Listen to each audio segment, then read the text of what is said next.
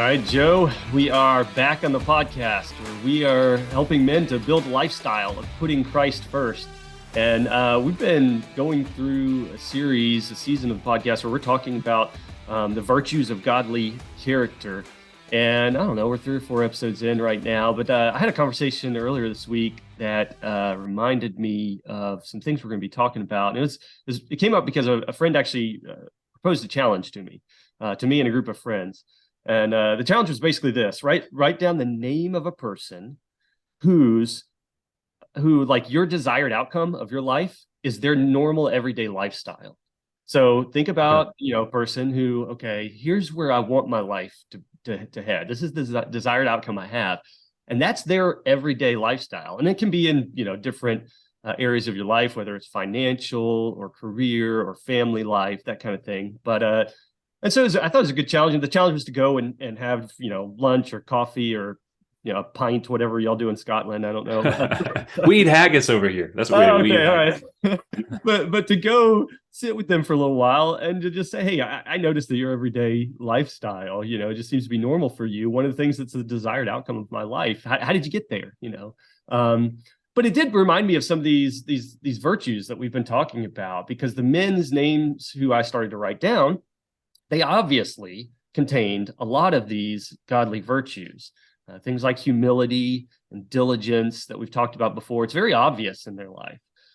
However, the virtue we're talking about this week, I felt was like a little sneakier, kind of under the surface. This week, I want us to talk about temperance. And when I started to think about temperance, and is this obvious in the lives of these guys who have this desired outcome, it's like, man, I don't know. It seems to be more of a sneaky virtue. But then it hit me, temperance actually is a lot of times easy to spot. It's just easy to spot in people that don't have it.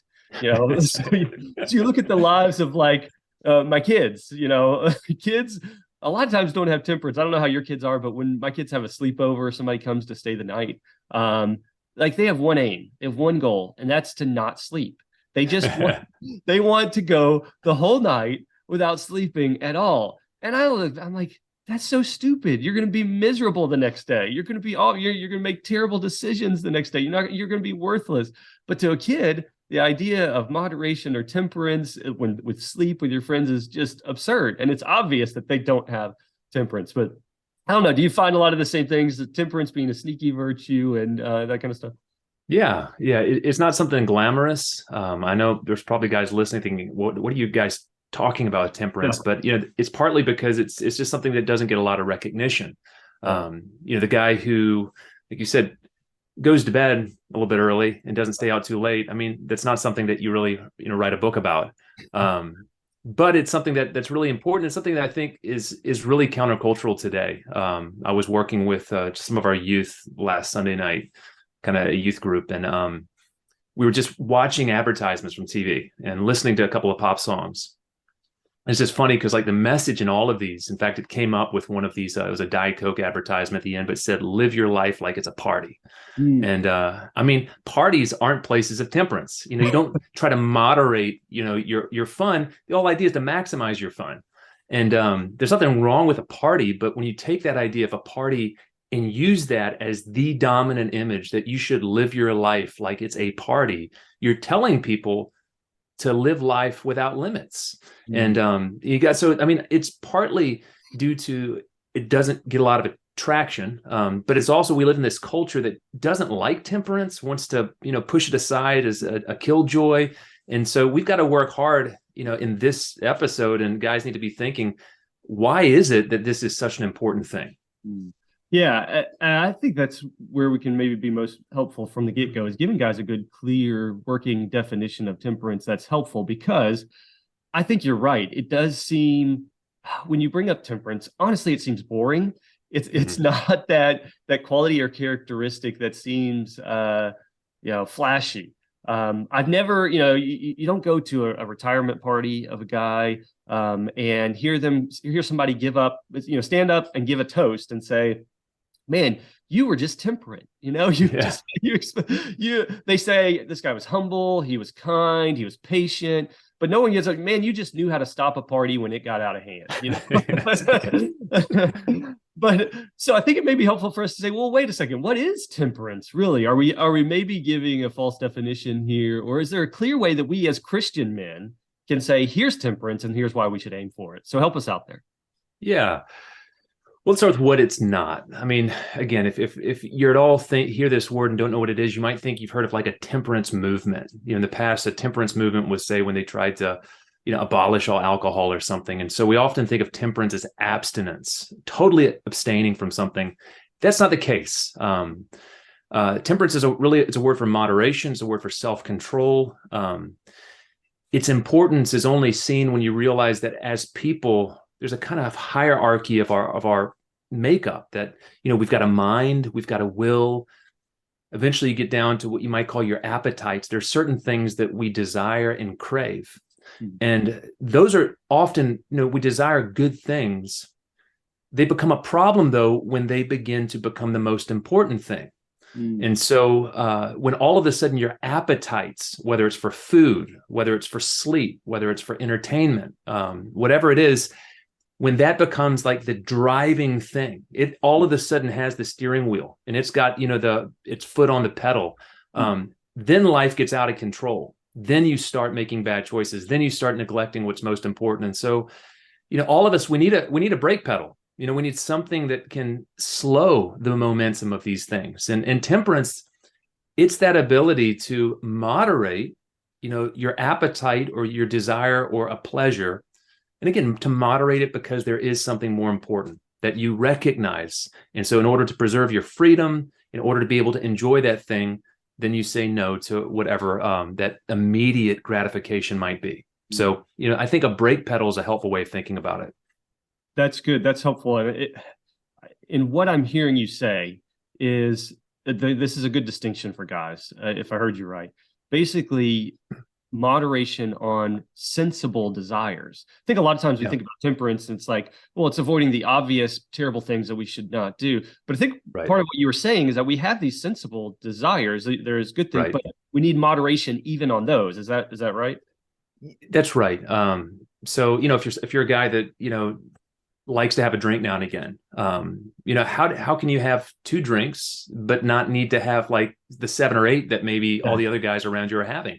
What's that ability again to have self-control?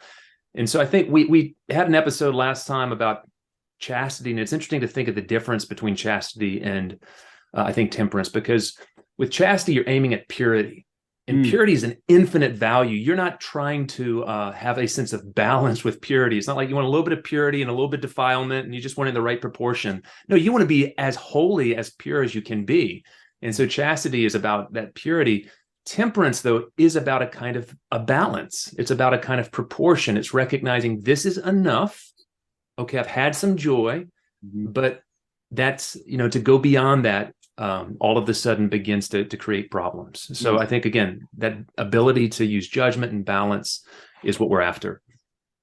All right. So everything in moderation, right? I've heard this before. Everything in moderation. But here's the thing. It sounds like something my grandmother would say, right? But the thing is also, grandma was actually right most of the time. So I'm going to hand it to her, everything in moderation. We've heard that from mom, grandma, whatever. Show me this in the Bible, I guess, because ultimately we're Christian men trying to, obey Christ in everything we do. So I've heard grandma say it before. Show it to me in the Bible so that I, as a Christian man, can obey it. Yeah. And again, not everything in moderation. I mean, pursue holiness without moderation. Good. Okay. Meditate, with no limit. But certainly with a lot of things, moderation. Well, I think a really helpful passage, this is Titus chapter 2. I'm going to read from verse 11.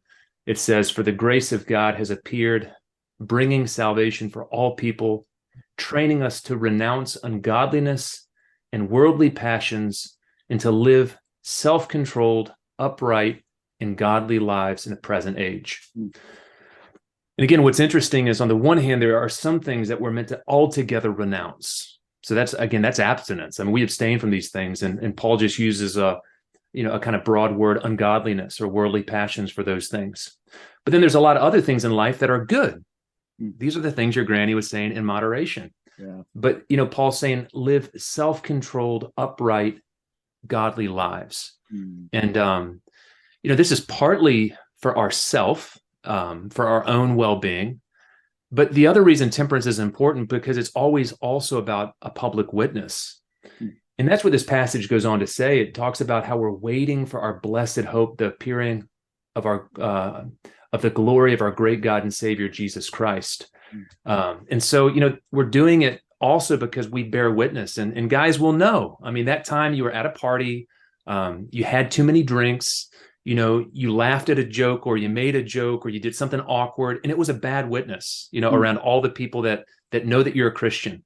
And so, this temperance, yes, it's about our own well-being, but it's also about the witness that we bear in public, among other people. That's good. That's helpful. And yeah, I think it's one of these things when guys see the aim of who they are called to be, and that's part of what we see in that verse, right? Every guy wants to say, I live self-controlled, upright, and a godly life in this present age. Man, isn't that a great aim? I want that to be the aim, a self-controlled, upright, godly life in this present age. But that piece of temperance to get there, that idea that we're being called to is that temperance. That's good. Anything else from the Bible that you'd want to point out to guys to talk about temperance? Well, I think just even that same verse, as you go on, it ends up saying how that Jesus has redeemed us from all lawlessness, and to pursue for himself a people for his own possession who are zealous for good works. So there's this higher end, being people of good works. That's what Jesus wants us to be.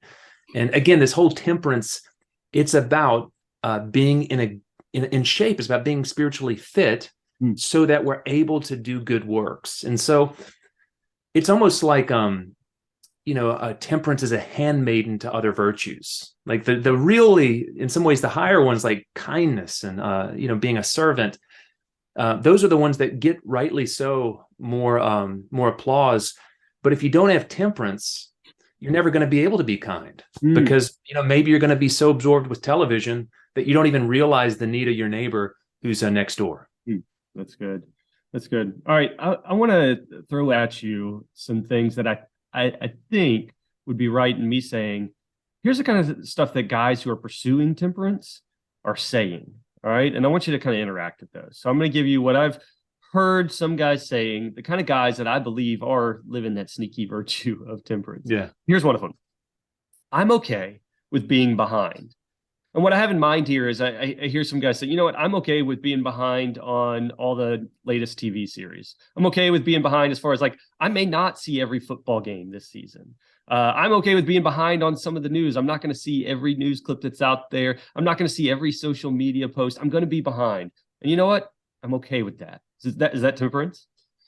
I think it is. I think this is a virtue that affects things we might be surprised to think of. So yeah, take sports. Nothing wrong with loving, football. You watch a game, but we all know that there are those guys that, like, they're on fantasy, websites all the time, and they can tell you the statistics of like every player in an entire league.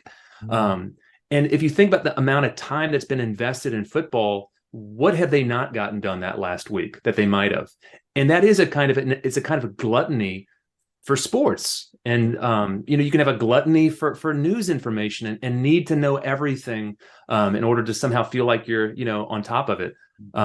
So yeah, the willingness to miss out, we all know about, fear of missing out, but like that ability to miss out on what's not that important, because there are things that are important. That's why this is so important. Yes. Yes. All right. Here's another one. I don't want to be addicted. Right. This is stuff that somebody who is pursuing temperance, they would say, you know what? I recognize that I can be addicted. I don't want to be addicted, so I'm going to pursue temperance. Yeah. I think we're more aware these days of the way that, repeated or patterns of action, create loops in the mind, and that you can be addicted, not just to like substances, but just about anything that's pleasure inducing.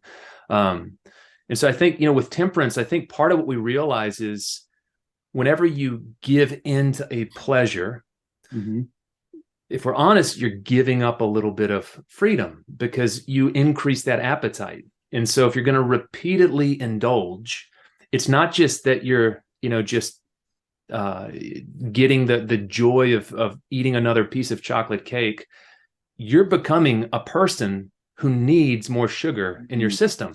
And so that's going to make you less free to say no in the future. And so there's this sense of, you realize there's more at stake with these moment by moment choices. Every time I pick up my phone because it pings, again, I'm not just checking my feed, I'm making myself into someone who's addicted to, a social media feed. So who do you want to be? And if you want to be free, then you've got to think about self-control. Yeah, I think we've got to realize, our default is to maximize pleasure. It's a lot of ways what we want to. Our default is just to maximize pleasure, and so if we're not careful, what we do is just give in immediately. When we see a desire for pleasure. So I think we've got to take time to ask ourselves, okay, if I restrain myself from this pleasure, what will it free me up to do? What would it free me up to do if I restrained myself from this? Because we are going to default to maximizing pleasure. I think just that simple reflection there would be helpful for guys to say, wait, there are more important things that I want to be freed up to do that, I'm going to have to forego this default of pleasure here. So here's another one that I hear guys saying that I think are pursuing temperance. They just simply say, I'm confident to face the day. Or maybe another way to say is, you know what, I'm ready for action. I'm ready for action. Confident to face whatever it is that today brings. Yeah. I think if you believe that in a sense every day is filled with challenges, and if we're Christians, that there's actual spiritual warfare, and that there's unseen opposition, then if you imagine, anybody, I think I can say this, if you and I, if we were actually, if it was like World War II and we know that tomorrow we're going to go hit the line and we're going to be seeing live combat, I don't think I'd be wanting to get drunk the night before that. I think I'd want all my faculties ready. I think athletes, when they know there's a big game, most of them, they try to sleep, they try to be ready. And there's this sense that temperance is this recognition that I've got to be fit for battle. I've got to be clear in my mind. I have to not be addicted to pleasure.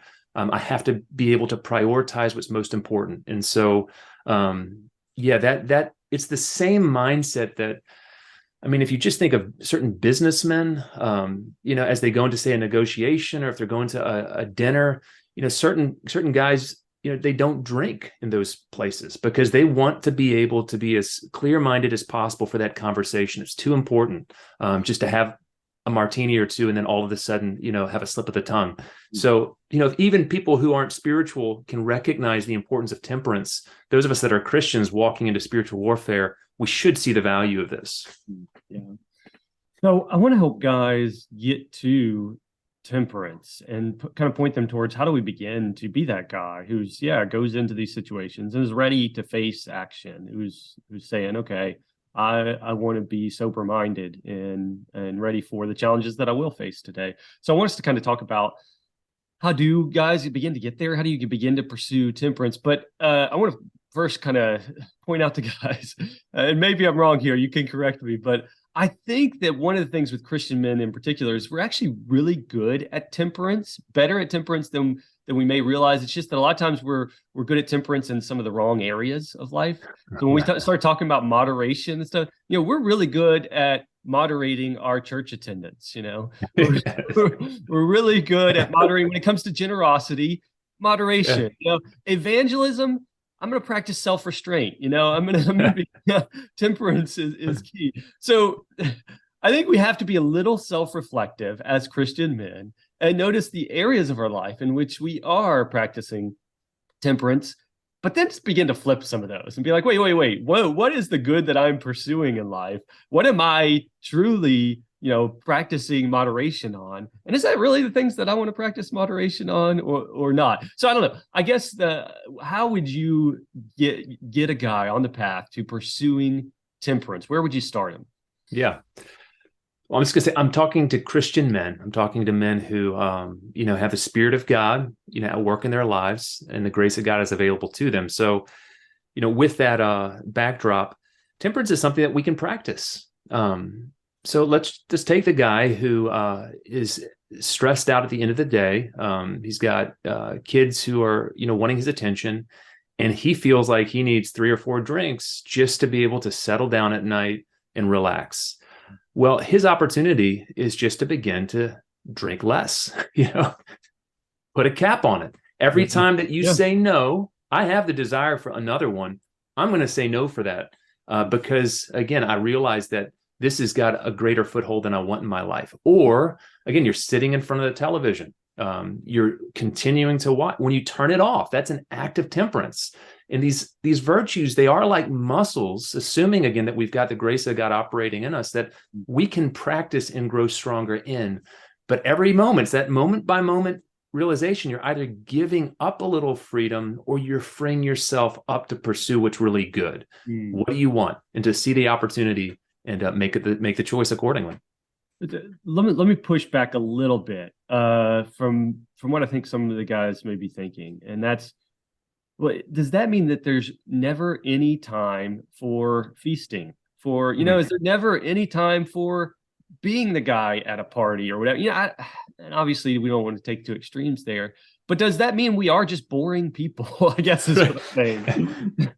Yeah, and I don't think that's the case. I think the Bible is wonderful because even if, the Old Testament, you look at the calendar of Israel, and, there were festivals and there were times of, great celebration. And so, we can have those, but we've got to realize we live in a culture that wants that every night. Like the ideal existence, if just listen to, again, pop music, would be to every night to be a Saturday night.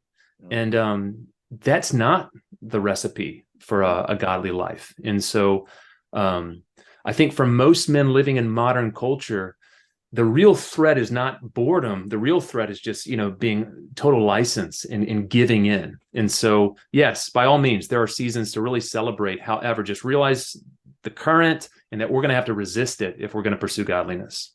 Yeah, I think one good way to approach some of this is, I challenge guys to make a list of the good about all of the things that maybe they're struggling in moderation within their life. So in other words, there are good uses of TV, right? There can be good ways to consume TV. So it's not like we want to say, you need to be that guy that completely cuts out everything. No. Let's take time to reflect on the good use. What are the good ways to enjoy these things?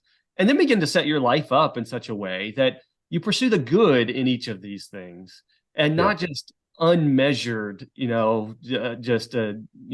constant consumption that hasn't even thought through, wait, is this really a good and helpful use? Is this pursuing the better? So I don't know, even just taking time to say, man, what are the good uses of my phone? I can't cut my phone out of my life, but what are the good ways that I can use my phone? And let me just double down on those and then limit the rest. So I think even that approach, I don't know, what else would you tell guys? Is there anything else you'd say, man, if you want to pursue temperance, here's a good way to get started?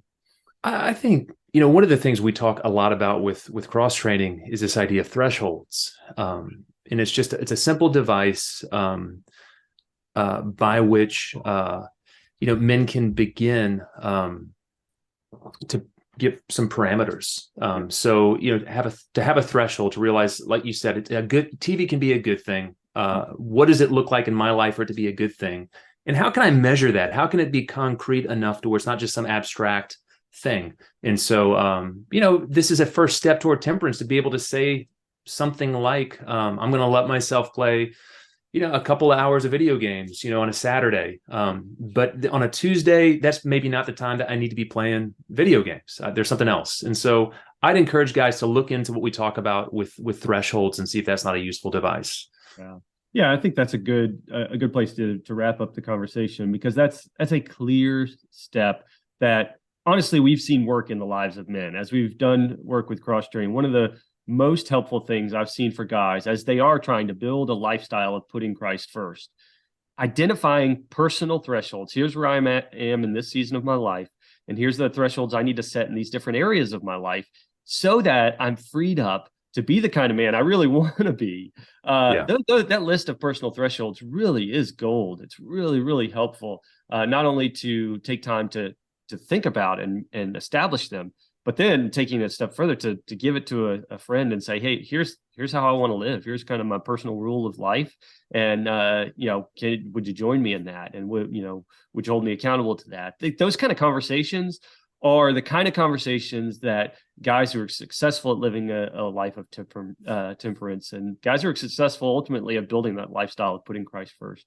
That's the things you do. And it may sound boring, make a list of your personal thresholds, but honestly, it's gold, guys. So actually what I'll do, I'll leave a link in the show notes to a list that I use personally of some thresholds that I give out to guys as kind of a step one when I start doing cross training with them. And if you haven't yet identified some personal thresholds in your life, take that, download that list and begin to fill it out and exchange it with a friend.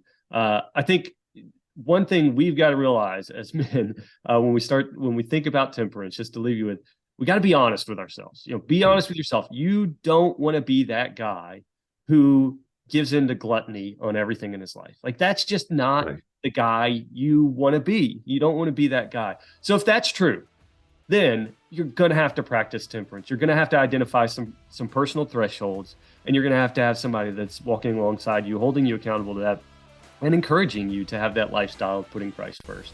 So y'all try that out, and join us again next week. We're going to talk more about some of the virtues of godly character.